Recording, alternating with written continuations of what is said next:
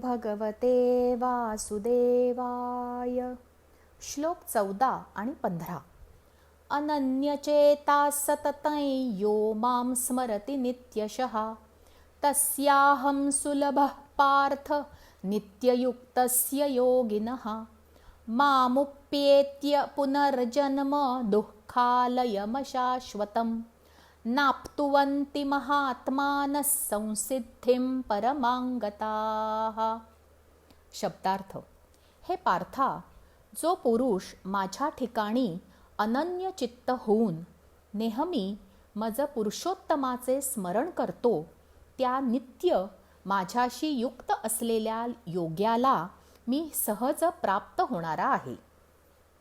परमसिद्धी मिळवलेले महात्मे एकदा मला प्राप्त झाल्यावर दुःखांचे आगार असलेल्या क्षणभंगूर पुनर्जन्माला जात नाहीत.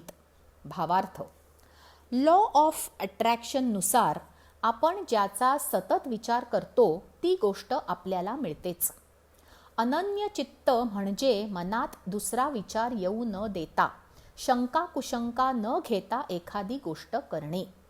जर एखादी गोष्ट अनन्य चित्ताने केली तर ती गोष्ट पूर्णत्वास जातेच. असे होईल का किंवा तसं झालं तर असे विचार करू नयेत. नेहमी चांगले वागावे. लोक म्हणतात तरी मी सांगत होतो की असं करू नकोस. नाटकं लावायची. काही लोकांना हो म्हणायला येत नाही. पुरुषोत्तमाचे स्मरण म्हणजे काय? ज्याच्या प्रती श्रद्धा, भक्ती, विश्वास हवा. आपल्या आयुष्यात घडणाऱ्या घटनांचा त्याच्याशी संबंध जोडायचा नाही. चांगलं झालं की हुरळून जातो, आपल्या अपेक्षा वाढतात. वाईट झालं, निराशा आली की विश्वास डळमळतो. आपण त्रयस्थपणे विचार करू शकत नाही, अलिप्त होत नाही, गुंता वाढवत बसतो. असं करायचं नाही. उन्हात बसलो तर गरम होणार, सावलीत बसलं तर गारवा असणार. यात देवाला का ओढावे? उन्हात बसायचं की सावलीत हा निर्णय आपला असतो. परिणाम आपल्यालाच भोगायला हवे. पुरुषोत्तमाचे स्मरण जमले तर उन्हात बसावे लागले तरी कोणालाही दोष देत नाही. अशा माणसाला देव कळला आहे, भेटला आहे. माणसाच्या कल्पना थांबल्या तरच तो आनंदात राहू शकतो, सुखी होतो. लहान बालकांचे हास्य निर्भेळ असते कारण ते वर्तमानात जगतात. रडले तरी दुसऱ्या क्षणी हसतात. त्यांच्याकडे बघितले की खूप प्रसन्न वाटतं कारण त्यांच्या मनात पूर्वग्रह नसतो. तसे जगता यायला हवे. आपण कल्पना करतो त्याने अनेक जन्म मागून घेतो. असं झालं तर, तसं व्हायला हवं, मी असं केलं असतं. हा सगळा गुंता आहे. आपल्याला हे भोगावे लागते. इच्छा आहेत तोपर्यंत पुनर्जन्म आहे. जर तरची भाषा संपेपर्यंत सुटका नाही. म्हणून कल्पना, चिडचिड थांबायला हवी. ती कशी थांबेल? सुख आणि दुःख सगळं कृष्णार्पण केलं की थांबते. सगळं त्याच्यावर सोपवलं की आपण मोकळे होतो. ही सिद्धी आहे. हे सहज शक्य नाही. आपण प्रयत्न करू शकतो, सुरुवात करू शकतो. व्यवहार आणि अध्यात्म दोन्ही सांभाळणे तारेवरची कसरत आहे. एक धरावे तर दुसरं सुटतं. एका हाताने पंचारती ओवाळतो, एका हाताने घंटा वाजवतो, तोंडाने आरती म्हणतो, डोळ्याने मूर्ती बघतो. तसं आहे थोडंसं. प्रयत्नाने जमते, फक्त लक्ष एकाग्र हवं, मन शांत हवं. श्लोक 16. आ ब्रह्मभुवना लोका पुनरावर्तिनोऽर्जुन मामुपेत्य तु कौन्तेय पुनर्जन्म न विद्यते. शब्दार्थ. हे अर्जुना, ब्रह्मलोकापर्यंतचे सर्व लोक पुनरावर्ती आहेत. परंतु हे कौन्तेया म्हणजे कुंतीपुत्र अर्जुना, मला प्राप्त झाल्यावर पुनर्जन्म होत नाही. कारण मी कालातीत आहे आणि हे सर्व ब्रह्मादिकांचे लोक कालाने मर्यादित असल्याने अनित्य आहेत. भावार्थ. भूलोक, भुवल्लोक, स्वलोक, महालोक, जन, तपोलोक म्हणजेच ब्रह्मलोक, सत्य म्हणजे विष्णुलोक असे 7 लोक आहेत. पुनर्जन्म ही जीवलोकात असलेल्या सगळ्यांसाठी सामान्य गोष्ट आहे. पुनरपि जननम पुनरपि मरणम या फेऱ्यात माणूस अडकून पडतो. एकदा विष्णुलोक प्राप्त झाला की परत परत या भवसागरात यावं लागत नाही. जन्म इतका वाईट असेल तर देवाने माणूस निर्माण करायचे प्रयोजन काय?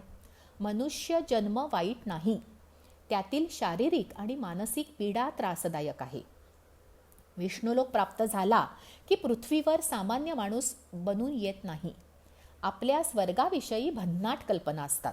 तिथे जायचे, आरामात राहायचे, कसला त्रास नाही, तिथे देव असतात, अप्सरा असतात, सगळ्यांची नीट वागायची धडपड चाललेली असते जेणेकरून स्वर्गप्राप्ती व्हावी.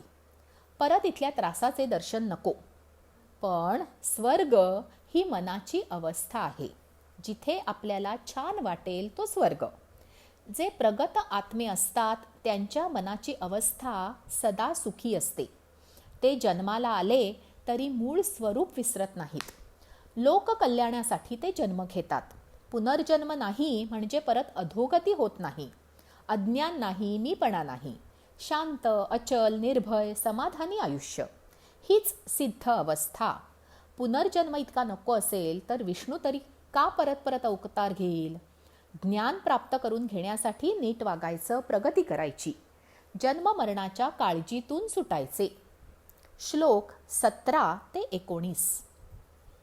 सहस्रयुगपर्यन्तमहर्यद् ब्रह्मणो विदुः रात्रयुगसहस्रान्तान् ते होरात्रविदो जनाः अव्यक्ताद् व्यक्तयः सर्वाः प्रभवन्त्यहरागमे रात्र्यागमे प्रलीयन्ते तत्रैवाव्यक्तसंज्ञके भूतग्रामस्य एवायं भूत्वा भूत्वा प्रलीयते रात्र्यागमे वशः पार्थः प्रभवत्यहरागमे.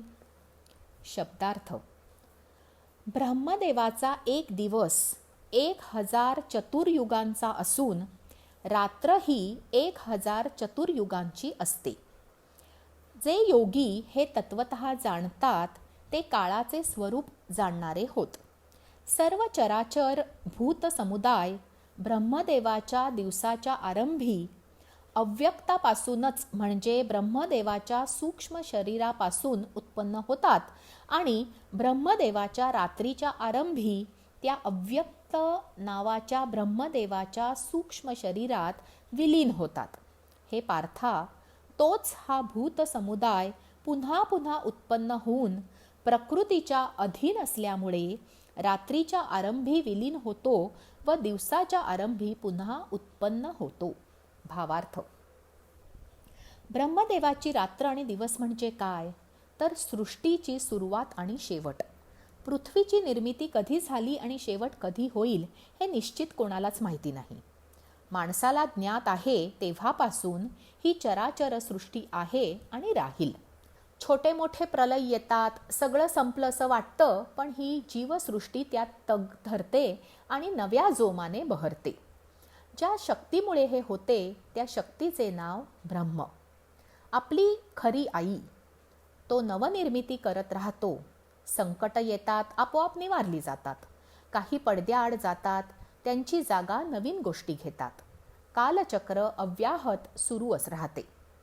माणसाला वाटतं तो करतो, हा भ्रम आहे. त्याने काही केले नाही तरी त्या गोष्टी होतात. माणूस नोकरी करतो, काम करतो, पैसे मिळवतो, मान मिळवतो, एक दिवस निवृत्त होतो. त्यावेळी त्याला कळतं त्याने काही काम केले नाही तरी हे असंच चालू राहणार आहे.